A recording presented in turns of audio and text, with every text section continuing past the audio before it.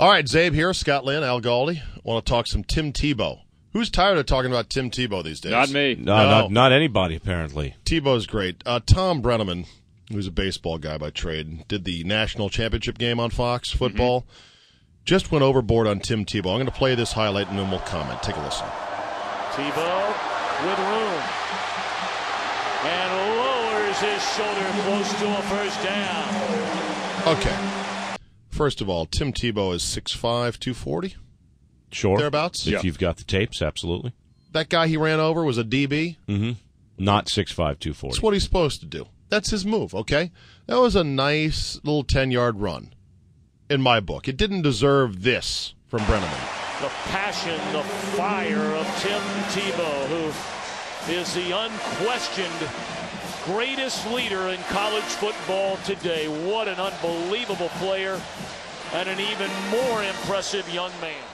Unquestioned. That's like, a little if you syrupy, question it, you will be visited by stormtroopers in black boots and guns. How dare you question Tim Tebow? It's wrong. It's wrong and it's offensive.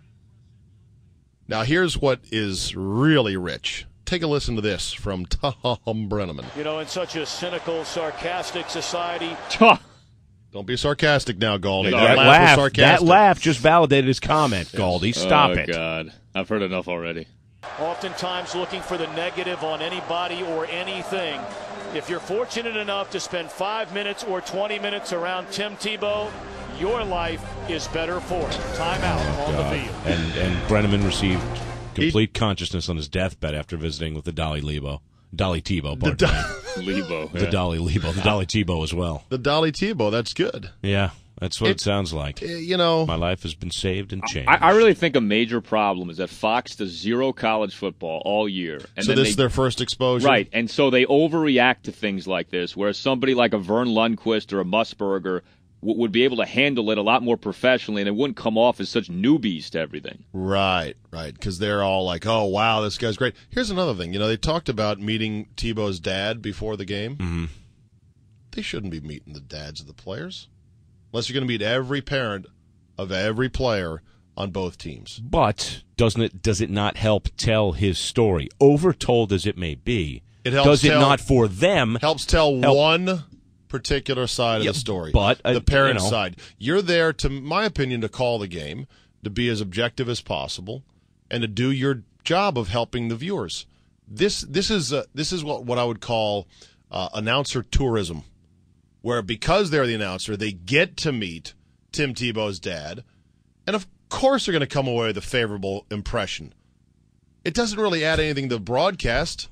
Wouldn't it have been great if Tebow said, "Hey, I'd like you to meet my father," and he was some just total derelict who has... What if his dad was a raging racist? And said, drunk, gaseous, overeating, nose blowing in the face. Yeah, but Tebow himself was a great guy and embarrassed by his dad. Right. Like, I'm really sorry. I love him. He's my dad, but he's got a lot of problems. He's a drunk. He's a racist. Right. And what if his dad was like, I'll meet with Brenneman. I ain't going to meet with that black fella, Charles Davis. I ain't going to meet with him. Oh, Dad, Jesus, don't say that. I don't think Tim would ever say that, actually.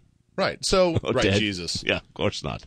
It just, every time you go overboard on Tebow, you diminish everybody else. There are real stories of guys in college athletics doing really, really heroic things. There's a story of, I believe, a guy at Georgia Tech, Galdi, that was raising two kids.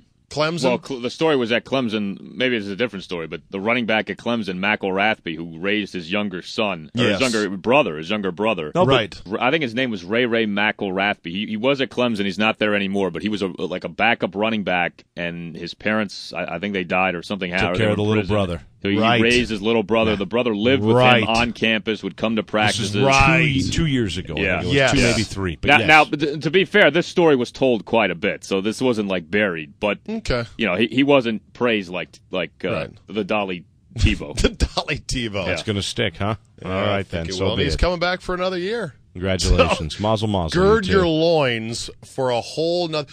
Like, it'd feel like Spinal Tap. Well, your praise for Tebow's on 11, and the hype for Tebow's on 11. You've got nowhere to go. Or no, is it 10? Yeah, 10. That's the Spinal Tap reference. This one does go to 11. Right. They need an 11 for Tebow next year. They'll probably suck. What if you had a really crappy year Oh, God. and they lose 4 games? He won't, but You're never right. know. They won't. They'll probably go undefeated Yeah. and win the title again. Yeah. All right. Thanks for listening, folks. We'll see you next time.